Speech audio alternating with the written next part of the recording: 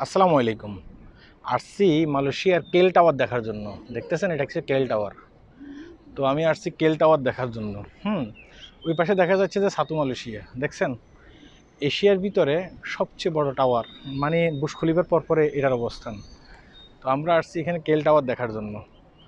কেউ আসে কেল টাওয়ার দেখার জন্য, বিনোদন নেওয়ার জন্য, আর কেউ আসে মোবাইল বিক্রি করার জন্য। যদি সেই মোবাইলটা হয় যে আপনার 2 নম্বর মোবাইল।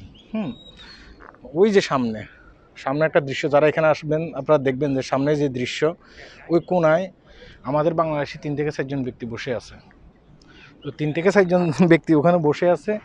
তো একজন বাংলাদেশিকে সেখানে সে বুঝাচ্ছে। আমার হাতে যে মোবাইলটা আছে, মোবাইলটা খুবই সুন্দর, খুবই আকর্ষণীয় একটা মোবাইল, আইফোন। তো আপনি যদি এই মোবাইলটা নেন, মোবাইলটা আমি বিক্রি করে ফেলবো। আমার কাছে রিসিট সবই আছে। আজ থেকে 4-5 দিন আগে আমি এই মোবাইলটা কিনছি। এখন আমি মোবাইলটা বিক্রি করে ফেলতে চাই। আমার বাড়িতে একটু সমস্যা, এই কারণে আমি মোবাইলটা বিক্রি করে ফেলতে চাই। আপনি যদি মোবাইলটা নেন, মাত্র আমি 2000 টাকা দিয়ে দেবো। আমি 5000 টাকা দিয়ে নিছি, তার কাছে রিসিট সব কিছু আছে।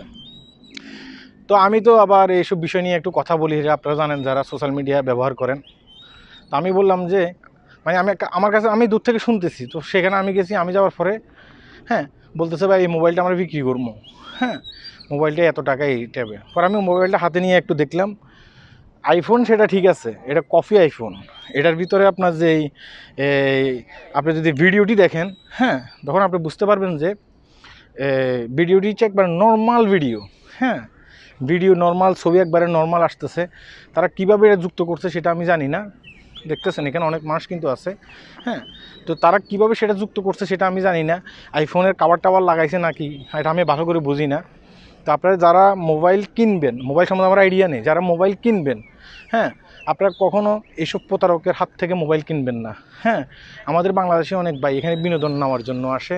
তারা এই যে সারাদিন কাজ করার পরে দেখা গেছে ছুটির দিনে একদিন আসে এখানে একটু গপশপ মারার জন্য। এখানেও কিন্তু এই ধান্দাগুলো শুরু করে দেয়। আমাদের কিছু বাংলাদেশি ভাই ব্রাদার আছে, তারা এইসব ধান্দাগুলো নিয়ে ব্যস্ত থাকে। কথাগুলো কি বুঝতে পেরেছেন? তো এখানে আসার পরে দেখবেন যে কিছু মানুষ আছে আপনাদেরকে ব্রেন ওয়াশ করবে, সেটা হচ্ছে আমাদের বাংলাদেশি। আপনার কাছে ব্রেন ওয়াশ করে আপনার কাছে মোবাইল বিক্রি করতে চাইবে। এগুলো কিনবেন না।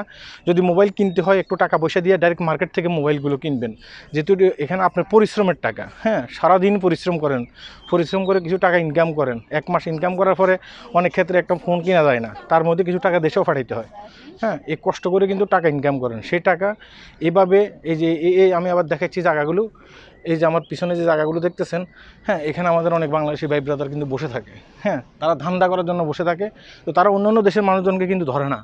তারা বাংলাদেশি যারা আছে তাদেরকে কিন্তু ধরে, তাদেরকে কিন্তু তারা মানে ট্যাপে ফেলে তাদের কাছে মোবাইল বিক্রি করতে চায়। এগুলো একবারে কফি মোবাইল। আপনার 2 থেকে 250 রিঙ্গিত 300 রিঙ্গিত দিয়ে যেসব মোবাইলগুলো কেনেন, সেসব মোবাইলগুলোর ক্যামেরা যেভাবে ঠিক এভাবে এই ক্যামেরাগুলো। যে মোবাইলগুলো কিনবেন না। আমি যখন তাদের সাথে তক্র করা শুরু করছি, তারা একজন একদিকে চলে গেছে। এই যে এখানে একজন একদিকে চলে গেছে। তো এগুলো কিনবেন না। আপনি হয়তো বা দেখা গেছে কি 5000 টাকা দামের সেট মনে করবেন যে কম দামে পামো, কম দামে পাইয়া আমার জন্য ভালো হবে, আমি কিনে নিই। কিন্তু এভাবে কিনবেন না। দেখেন এলসিসি টাওয়ার, এলসিসি টাওয়ার, কেল টাওয়ার। খুবই সুন্দর। এখানে আসবেন, অনেকে এখানে আসছে ঘোরার জন্য। আমি একজনকে নিয়ে আসছি ঘোরার জন্য, সে আবার ওখানে বসে আছে। আল্লাহ হাফেজ।